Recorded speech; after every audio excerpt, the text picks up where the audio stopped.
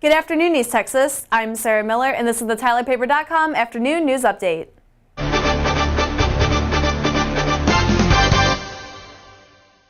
U.S. teens seeking weight loss surgery have a startling number of health problems that used to be only seen in adults. That's according to a major government-funded study. Half of the teens had at least 4 major illnesses linked with their excessive weight. 3 out of 4 had cholesterol problems, almost half had high blood pressure or joint pain, and many had diseased livers or kidneys. The study offers reassuring evidence that obesity surgery is generally safe for teens, echoing previous short-term research. Johnson & Johnson and its subsidiaries have agreed to pay over $2.2 billion to resolve criminal and civil allegations that the company promoted powerful psychiatric drugs for unapproved uses in children, seniors, and disabled patients. Here's more. Johnson & Johnson and 3 of its subsidiaries have agreed to pay more than $2.2 billion to resolve criminal as well as civil claims that they marketed prescription drugs for uses that were never approved as safe and effective, and that they paid kickbacks to both physicians and pharmacies for prescribing and promoting these drugs. These are not victimless crimes. Americans trust that the medications prescribed for their parents and for their grandparents, for their children, and for themselves are selected because they are in the patient's best interest. Laws enacted by Congress and the enforcement efforts of the Food and Drug Administration provide important safeguards to ensure that the drugs are approved for uses that have been demonstrated as safe as well as effective.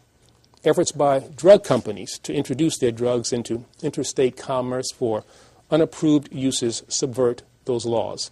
Likewise, the payment of kickbacks undermines the independent medical judgment of healthcare providers. It creates financial incentives to increase the use of certain drugs, potentially putting the health of some patients at risk. Now, every time pharmaceutical companies engage in this type of conduct, they corrupt medical decisions by healthcare providers. They jeopardize the public health, and they take money out of taxpayers' pockets. A 20-pound carp in Ann Arbor, Michigan is campaigning for city council. Here's more on the bottom-feeding politician. No politician alive plays quite as dirty as this bottom feeder. Hey guys, I'm Lisa D'Souza for Buzz 60, and this 20-pound carp is campaigning to be Ann Arbor, Michigan's first city council fish. Candidate Carp first started making headlines last November when it was removed from a city park for being too destructive to the pond's ecosystem. Well, it's not the best campaign platform, but the Carp's staffers are making sure this fish has what any candidate needs to win: lawn signs and Twitter. 20-pound Carp says via the social network that he transformed in his bed of reeds into a viable political candidate, and promises if elected there will be awesome changes and Main Street will be lined with shanties. As for his opposition, Democrat Jack Eaton tells MLive.com, "I have a sense of humor and I think it's funny. I consider a 20-pound carp to be a substantial opponent and I wish him the best." No matter what happens, the fish says this campaign has gotten bigger than any other river carp. Hook, line, and sinker. Buzz 60, now you know, pass it on. Our featured Focus In on .me photo gallery was taken by Marjorie Wall at the Mineola Iron Horse Festival.